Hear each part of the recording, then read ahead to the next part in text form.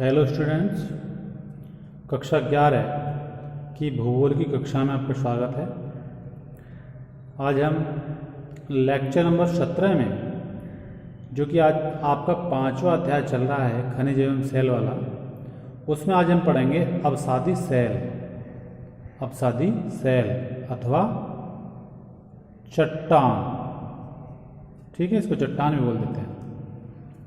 इससे पहले आपने जाना है आग्नेय सेल एवं उनका वर्गीकरण।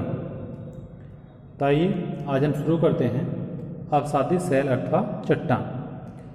देखिए, इसको बताने से पहले मैं आपसे कहना चाहूँगा कि बच्चों इस चैनल को सब्सक्राइब कर लें, लाइक करें, शेयर करें, ताकि इसके द्वारा आने वाला जो नोटिफिकेशन है आपको प्राप्त होगा, आप अच्छी तरह से तैयारी कर सकते हैं। दूसरा, हमारा थोड़ा हौसला बढ़ता रहेगा। यदि कोई किसी तरह का आप कमेंट करना चाहते हैं तो कमेंट भी करके हमें भेजें, ताकि हमें कुछ पता चले कि हाँ, बच्चे इसमें रुचि लेते हैं या नहीं लेते हैं। तो आइए आज हम पढ़ते हैं अवसादी चट्टान। देखिए, अवसादी शब्द जो है बच्चों, अवसादी शब्द के लिए अंग्रेजी में प्रयुक्त सेंडिमेंट्री शब्द की उत्पत्ति जो हुई है वो लैटिन भाषा के सेंडिमेंटस से हुई है। बहुत अच्छी चीज़ है, बहुत बढ़िया करके समझ में आ जाएगा, आप ध्यान से देखेंगे सुनेंगे तो। अवसादी शब्द के लिए अंग्रेजी में प्रयुक्त सेंडिमेंट्री शब्द की उत्पत्ति लैटिन भाषा के सेंडिमेंटस से हुई है, जिसका अर्थ है व्यवस्थित होना। क्या है? व्यवस्थित होना, ये इसका मुख्य अर्थ है। ठीक है।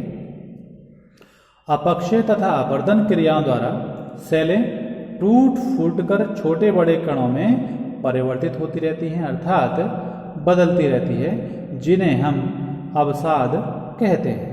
ठीक। अपक्षय और अपर्दन, इसके बारे में आपको बता दूं, ये भी दोनों क्रियाएं हैं, अपक्षय और अपर्दन। अपक्षय क्या है?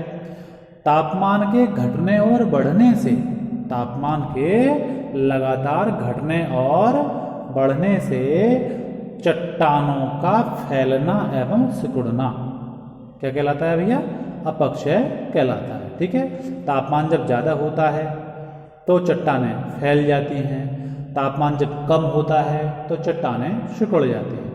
और जब यही क्रिया बार बार जब होती है निरंतर यानी लगातार, तो उस जगह से, उस स्थान से चट्टानें ढीली पड़ जाती हैं, जो अपक्षय कहलाती है। ठीक उसी तरह से जैसे आप लोहे की छड़ लेंगे, किसी एक जगह से उसको बार बार मोड़ेंगे, सीधा करेंगे, मोड़ेंगे, सीधा करेंगे, तो उस जगह से वह लोहे की छड़ ढीली पड़कर कमज़ोर हो जाती है और अंततः अपर्दन की क्रिया में उसका क्या हो जाता है? कटाव, अर्थात वह टूट जाती है। तो ढीला पड़ना अपक्षय की क्रिया है और टूटना या कटाव हो जाना अपर्दन की क्रिया है। ठीक है। तो ये इसीलिए इन दोनों चीज़ों को जानना बहुत ज़्यादा ज़रूरी है। आगे देखें, बालू, मिट्टी, बजरी, रूढ़ी इत्यादि अवसाद के विभिन्न रूप हैं। अवसाद मतलब जो कण होते हैं छोटे छोटे। ठीक है। अनाच्छादन के साधन लाखों वर्षों तक इस अवसाद को परतों के रूप में जमा करते रहते हैं, यानी कि परत के ऊपर परत, परत के ऊपर परत, ये जो है जमा होती रहती है।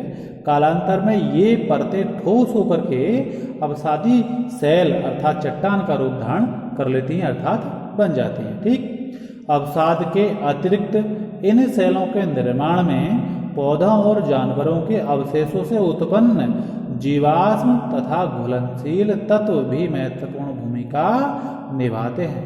पीछे आपको बताया गया है जीवाश्म किसे कहते हैं, समझे? जीव जंतुओं एवं कीट पतंगों के बचे हुए जो अवशेष होते हैं, जो सड़े गले शेष भाग होते हैं, वह क्या कहलाते हैं बच्चों? जीवाश्म कहलाते हैं। तो ये सब भी इसमें अपनी महत्वपूर्ण भूमिका निभाते हैं। स्थल मंडल का लगभग 3/4 भाग बच्चों अवसादी सेलों से ढका है। ठीक। हमारी जो अवसादी सेल अर्थात जो चट्टान है वो कौन सी है? ऊपरी परत के नीचे। देखिए, पृथ्वी जो है पृथ्वी को स्वेस महोदय ने 3 भागों में बांटा है। सबसे नीचे वाला भाग है निफे, उससे ऊपर है शिमा और उससे ऊपर है सियाल। तो सियाल जो परत है उसमें अवसादी चट्टानों का समावेश पाया जाता है, और उससे ऊपर जिस पर हम रह रहे हैं, चल फिर रहे हैं, इसको ऊपरी परत की संज्ञा दी गई है। ठीक है, किंतु ये सैलें स्थल मंडल में केवल 2 से 3 किलोमीटर की गहराई तक ही देखने मिलती है। ठीक, अनेकों प्रकार के जो हम खनिज पदार्थ निकालते हैं खोद करके वो सभी जो है इसी अवसादी चट्टान से ज़्यादातर निकालते हैं। ठीक, आगे अवसादी सेलों की विशेषताएं, बहुत महत्वपूर्ण, बहुत मोस्ट इंपोर्टेंट चीज बताई जा रही है। ध्यान से सुने और समझें, अधिकतर एग्जाम में आती है। ये सेलें परतों के रूप में पाई जाती हैं।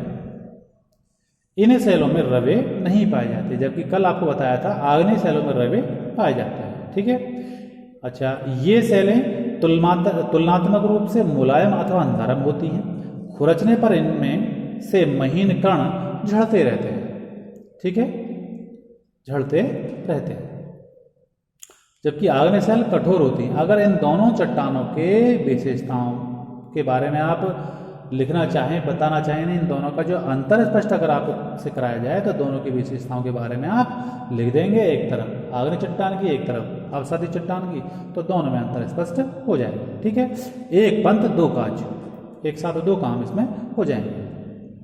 अच्छा, तीसरा देखें, आग्नेय और कायांतिक सेलों की तुलना में अवसादी सेलों का अपक्षय और अपर्दन आसानी से हो जाता है। ठीक, अच्छा, आगे अवसादी सेलें रंध्र या छिद्र युक्त होती हैं, मतलब इनमें कणों के बीच में क्या होते हैं बच्चों, छिद्र होते हैं, छिद्रमय होती हैं ये। इनमें जल आसानी से नीचे की तरफ प्रवेश कर जाता है, नीचे चला जाता है।